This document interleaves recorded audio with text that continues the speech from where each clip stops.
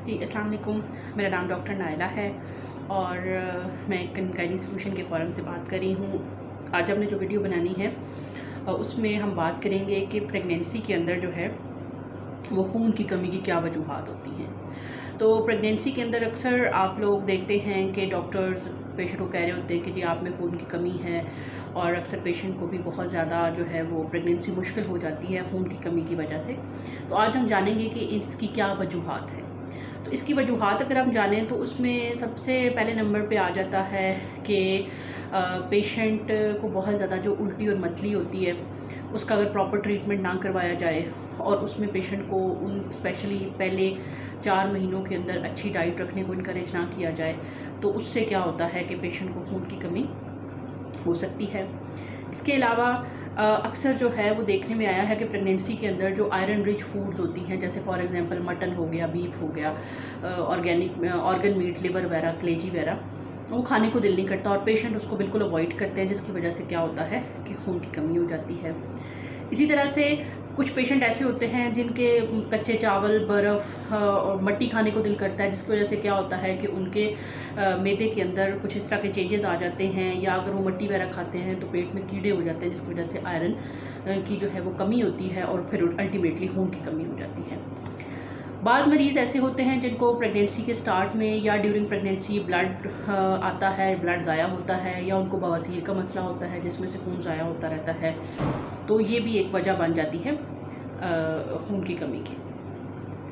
अब मैं जो बात बताने लगी हूँ वो ये है कि कई पेशेंट, वो बहुत अहम है, कई पेशेंट ऐसे हैं जो कि प्रेगनेंसी के दौरान ताकत की दवाइयाँ इस्तेमाल नहीं करते हैं। हम अपने आप को कंपेयर नहीं कर सकते यूके और यूएसए के साथ, क्योंकि उसमें क्या होता है कि उनका जो आटा और जो वो चीज़ें यूज़ कर रहे होते हैं उनके अंदर आयरन की फोर्टिफिकेशन होती है, आयरन एक्स्ट्रा से एडिड होता है। तो लिहाजा उनको सप्लीमेंट्स अगर ना भी दिए जाएँ, उनकी डाइट बहुत अच्छी होती है तो वो अनीमिया का शिकार नहीं होते। लेकिन हमारे यहाँ ऐसा नहीं है। हमारे यहाँ मरीज़ को सप्लीमेंट्स देना ज़रूरी है। अगर आप नहीं देंगे तो अल्टीमेटली पेशेंट एनीमिक हो जाएगा, तो या तो उसको बाद में एंड पे ब्लड लगेगा या फिर ब्लड बहुत ज़ाया होने की वजह से मरीज़ को नुकसान हो सकता है।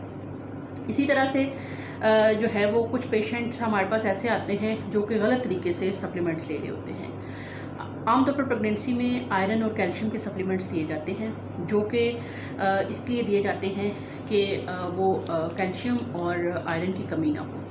तो वो मरीज़ क्या करते हैं, या तो वो सप्लीमेंट इकट्ठा खा लेते हैं, जिससे ये होता है कि ना तो आयरन ही अब्जॉर्ब होता है और ना ही कैल्शियम अब्जॉर्ब होता है, और जिसके नतीजे में क्या होता है कि वो दोनों आपस को में बाइंड करके जिस्म से बाहर निकल जाते हैं और ज़ाया हो जाते हैं। एक तो ये दवाइयाँ आपने इकट्ठे इस्तेमाल नहीं करनी। उसके अलावा एक हमारी सोसाइटी के अंदर बड़ा अजीब सा ट्रेंड पाया जाता है कि मेडिसिन को दूध के साथ लेना। तो इस यहाँ पे मैं बताती चलूँ कि अगर आप कैल्शियम दूध के साथ ले रहे हैं तो उसकी अब्जॉर्प्शन कोई ऐसा जितनी इफेक्टेड नहीं होती, लेकिन अगर आप आयरन को लेंगे दूध के साथ तो वो बिल्कुल जज्ब नहीं होगी और वो ज़ाया हो जाएगी।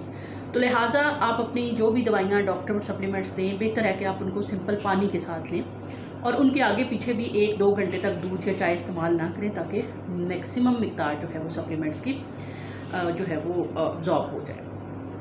इसके अलावा जो है वो खून की कमी की एक वजह ये है कि बच्चों में वक्फा ना होना, जो है वो बच्चे के ऊपर बच्चा होता रहे। आपकी जब एक प्रेगनेंसी होती है तो आपकी बॉडी को रिकवर होने के लिए 2 से 2.5 साल चाहिए होते हैं रिकवर होने के लिए। उसमें आपका आयरन स्टोर्स भी, अगर आपकी डाइट अच्छी होगी तो आयरन स्टोर्स रिप्लीट होंगे और यानी कि दोबारा से बनेंगे, और ताकि आप नेक्स्ट प्रेगनेंसी के काबिल हो जाएं।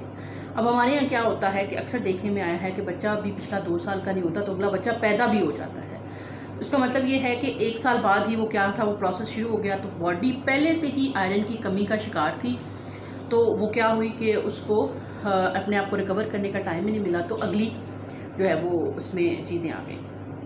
इसके अलावा कुछ खून की बीमारियाँ ऐसी होती हैं जैसा कि थैलेसीमिया, जो कि अक्सर कज़न मैरिजेस के में देखी जाती हैं। जिन फैमिलीज़ के अंदर बहुत कज़न मैरिजेस होती हैं तो उनके अंदर ये अक्सर ये बीमारी होती है, और उसमें ये होता है कि पेशेंट का आयरन के बावजूद भी एचबी बिल्ट नहीं होता, अच्छी डाइट के बावजूद भी बिल्ट नहीं होता। हमें खून की कमी की कोई वजह समझ नहीं आती है, तो उसमें फिर हम उनका एक एचबी इलेक्ट्रोफोरेसिस के नाम से टेस्ट कराते हैं, तो अक्सर पता चलता है कि उनमें खून बनने की एक हल्की फुल्की बीमारी है, जिसकी वजह से जो है वो उनमें खून की कमी हो रही है।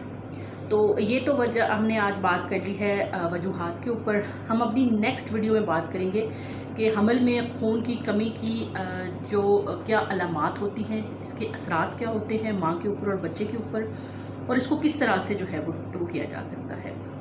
तो जब तक कि हम बनाएं नेक्स्ट वीडियो, तब तक के लिए हमें इजाज़त दीजिएगा। एंड पे मेरी आपसे रिक्वेस्ट है कि वीडियो को आपने लाइक करना है, चैनल को सब्सक्राइब करना है और इसको दूसरे लोगों के साथ शेयर करना है।